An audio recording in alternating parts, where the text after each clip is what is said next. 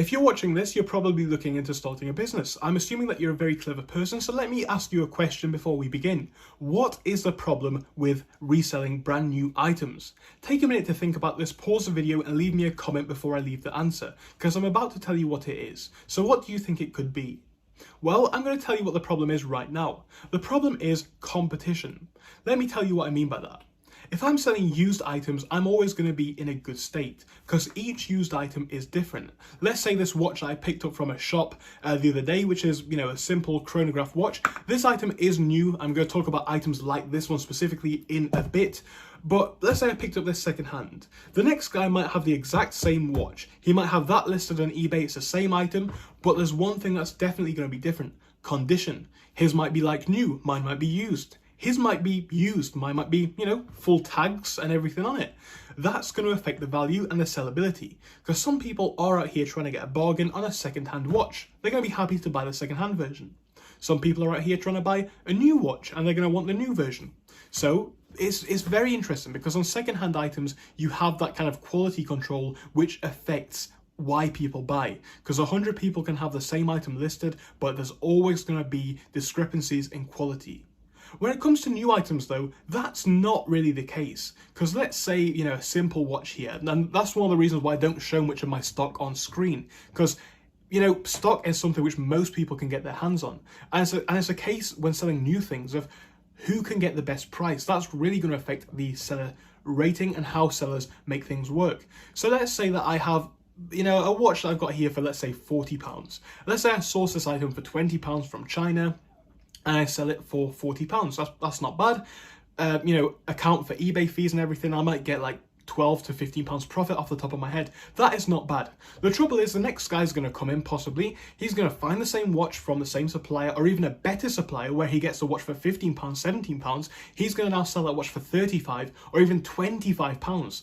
He's going to be making, half of the money or less, but he might sell double the units. And that's the problem with selling new stock. You always run the risk, unless you are somebody who can sell items exclusively, you always run the risk of competing with other people. I see this all the time with a lot of my products. I have my watch here, which I'm selling for a certain price. Somebody's got it down below, listed for £5 cheaper. Someone's got it listed above for £10 more expensive. It's just about finding the right product and the right price. But the question is then, in such a crowded market, because this can be any market of new items, if you're selling new items that anybody can get their hands on, how do you make things different? Well, this is what I want to quickly talk about how I've done it, because one thing that I want to say is, one of the watches I've had here, and I keep saying this, I can't get my hands on this watch. What I mean by that is, it's packed up here, there's 3 of them ready out to go. I've got more of them ready out to go that I've got to sort out tonight, like 5 more to go.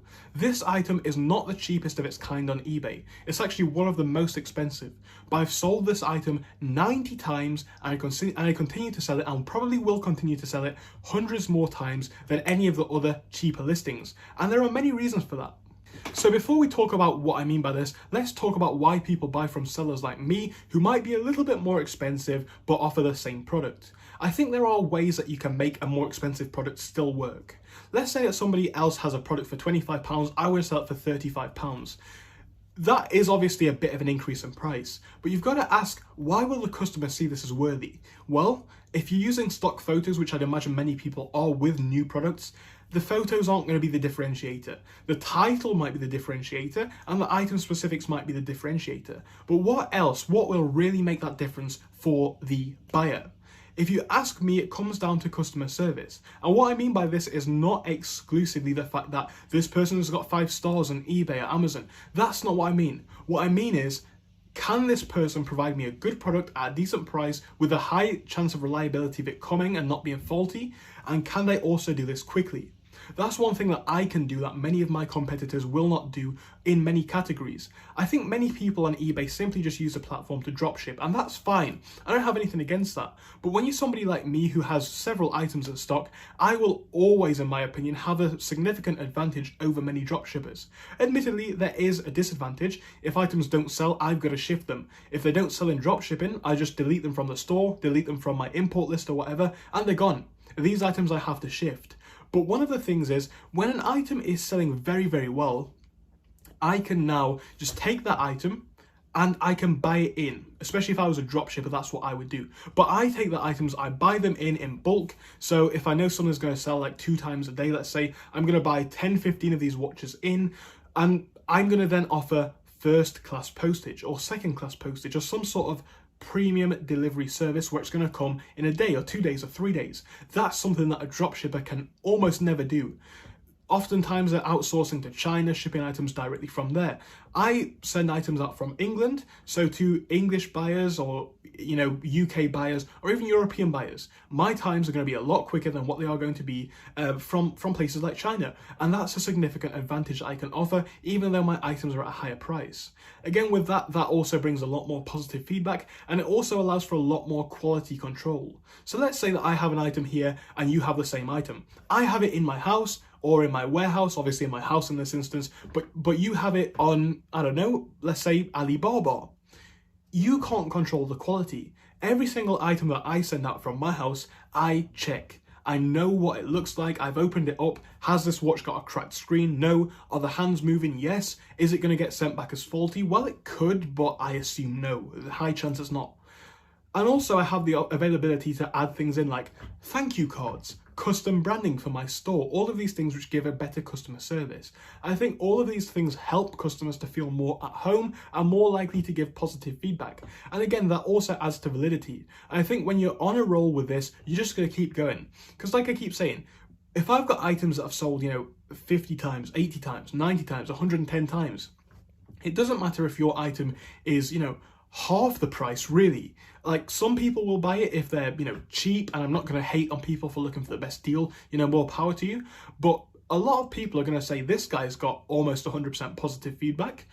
They're going to say, there's clear social proof here, as, 100 of these items has been sold of this one item alone, and on top of that, the buyer will get a little notification on their screen saying this item is selling fast, maybe 50 watched in the last 24 hours or 15 sold in the last 24 hours, and they're going to be like, well, obviously this item is clearly doing something right, and that's something that happens when you're on the roll. So the thing is, if you can get items which anybody can pick up, I would recommend offering the best customer service no matter what category you're in and doing your best to do this. It might slim down your profit margins a little bit, but trust me, I think it's worth it in the long run. The other category is watches like this one that I just showed at the beginning of the video.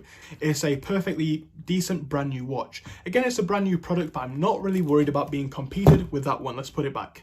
The reason why I don't have much competition with that is because I picked that up from a shop. And what comes with that is limited availability, and that's something that a lot of products, even in my store, don't always have. Like, products that have exclusivity, you're still not going to have much competition. You might have a bit, but probably not much. So there are really 2 ways that I look to sell new items, to summarize. I look to buy new items that are in good condition because they are new, and that's an advantage of buying new, but I look to buy those items that don't have much availability so that you won't have much competition. Or if you are going to have competition, I'd be asking myself, what would make me as a customer want to buy this watch? And for me personally, it would be things like good customer service, fast shipping, good ratings, and a seller who is happy to cooperate where they can. Anyway, I hope that's helped. That's just what I've been doing and how I've been able to grow my store and how I hope to going forwards. Thank you for watching. I'll see you again soon.